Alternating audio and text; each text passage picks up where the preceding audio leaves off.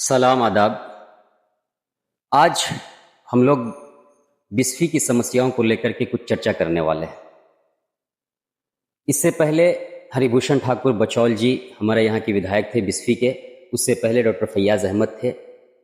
लेकिन इस बार के इलेक्शन में एक लहर दौड़ी, नौजवानों के अंदर एक जोश था, जज्बा था कि आसिफ अहमद को विधायक बनाया जाए, क्योंकि नौजवान हैं, शिक्षित हैं, पढ़े लिखे हैं, उनके आने से बिस्फी का विकास होगा। बिस्फी की जो है बिस्फी की विकास की जो है रफ्तार तेज़ होगी और बहुत ज़्यादा जो है बिस्फी तरक्की करेगा।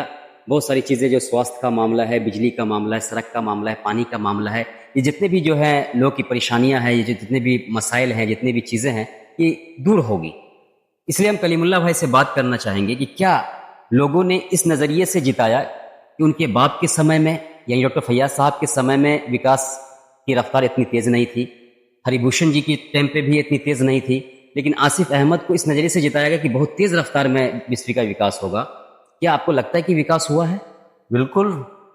विश्व का विकास जितनी तेजी से हुआ है, मुझे नहीं लगता कि और भी कोई इतने क्षेत्र का विकास हुआ होगा। विकास इस तरह का है कि आप उनको वलीमे में बुलाइए, आएंगे विकास करने के लिए। एक कॉल कीजिए, दूसरा कॉल करने की आपको जरूरत नहीं पड़ेगी, और भेदभाव नहीं करते, ईमानदारी साथ में। ये विकास हुआ है, बढ़िया विकास।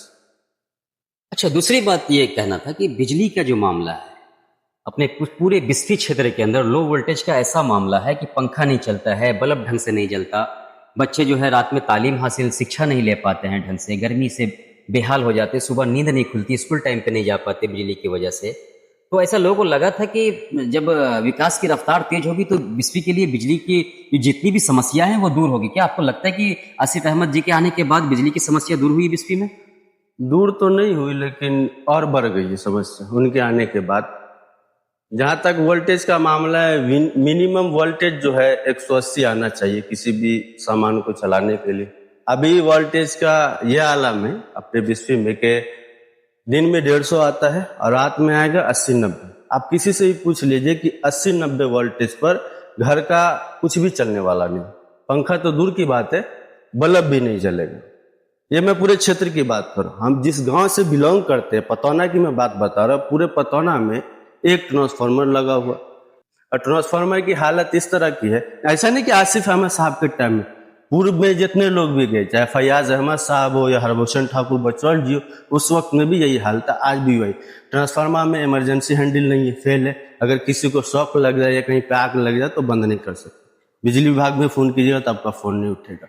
उसका जो करंट को लीक जो रोकने के लिए इंसुलेटर लगा रहता है, इंसुलेटर फटा हुआ ट्रांसफार्मर का, और रात में जाके देखिए तो ऐसा लगता है कि ट्रांसफार्मर ये सिगरेट पी रहा है, इतना ज्यादा ओवरलोड है ट्रांसफार्मर के ऊपर। और वोल्टेज की दिक्कत तो पूरे क्षेत्र के अंदर।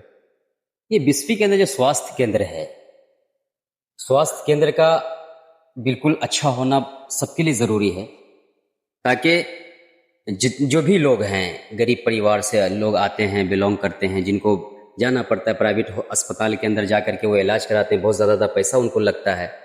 तो जो अपना जो बिस्फी जो स्वास्थ्य केंद्र है, उसका क्या हालात है? इससे पहले तो हालात उतने अच्छे नहीं थे, लेकिन लोगों ने जो है, लोगों का ये नज़रिया था इस बार के इलेक्शन में कि आसिफ अहमद जी आएंगे तो अपने तौर पर स्वास्थ्य केंद्र को अच्छा करेंगे, उसको बहाल करेंगे अच्छे तौर पर। क्या आपको लगता है कि उसके अंदर कुछ नया आया, कुछ परिवर्तन आया है?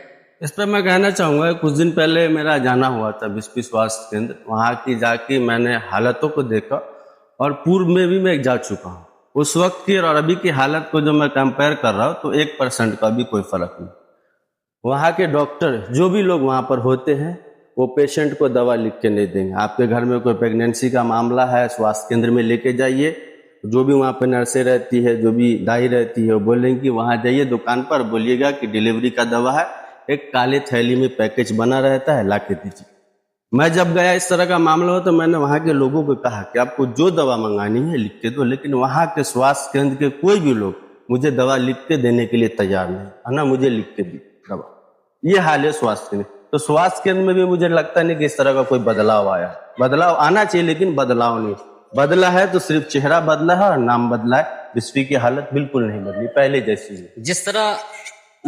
जिस तरह से लोग जो है खुशी के मारे झूम उठे थे, एक एकदम पूरे जनादेश के अंदर एक खुशी का माहौल था बिस्फी के अंदर। एक नया चेहरा, युवा चेहरा, पढ़ा लिखा चेहरा और जिनके पिताजी पूर्व में जो है विधायक रह चुके थे और मौजूद में राज्यसभा सांसद है, ऐसे परिवार से बिलोंग करता हुआ एक नौजवान जिसका नाम आसिफ अहमद है, वो शायद जब बिस्फी के अंदर आएगा तो बिस्फी की जो है विकास की रफ्तार तेज हो जाएगी और बिस्फी का भविष्य बदल जाएगा। लेकिन ऐसा कहीं दूर दूर तक देखने को नजर नहीं आया। तो इसलिए आप आसिफ अहमद जी विधायक जी से क्या कहना चाहते हैं आखिरी में? मैं आखिरी में आसिफ अहमद साहब को एक ही बात कहना चाहूंगा कि कुछ दिन पहले आप बांका में आए थे किसी से मुलाकात करने के लिए। आप उसी रास्ते से गुजरे होंगे जहां पर पानी भरा हो। रोड को चौड़ीकरण का खूब प्रचार प्रसार किया गया। चौड़ीकरण का काम आप जाके देख सकते हैं कमतौल के आगे किस तरह का है, पत्थर डाल के छोड़ दिया गया। जो पोल है वो बिजली विभाग ने आज तक हटाया नहीं। आप हम लोग बसवरिया में देख लिए, बहुत मजबूत पुल था, मेरे को लगता है 100 साल चलता है, लेकिन डेवलपमेंट के नाम पे उसको भी तोड़ दिया गया।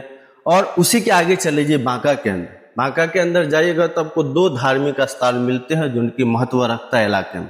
मंदिर भी है और मस्जिद भी। दोनों के एंट्री पॉइंट पर आपको पानी मिलेगा और आसिफ अहमद का वहां पर आना जाना होता है।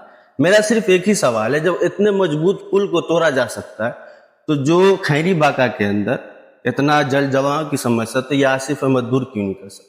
हमने तो बदला था ना, इसीलिए चेहरा मैंने क्यों जिताया था आसिफ अहमद को, हम लोगों ने क्यों जीते कि आएगा, नौजवान है तो ये काम कर। इन काम के नाम पे सिर्फ वलीमा की दावत चल रही है और कुछ। बहुत बहुत शुक्रिया आपका कलीमुल्लाह भाई। हम आसिफ अहमद विधायक जी से विनती करते हैं कि ज़रूर इन सब समस्याओं पर आप नज़र रखें और जो भी जनादेश की समस्या है उसको दूर करने की कोशिश करें। बहुत बहुत शुक्रिया।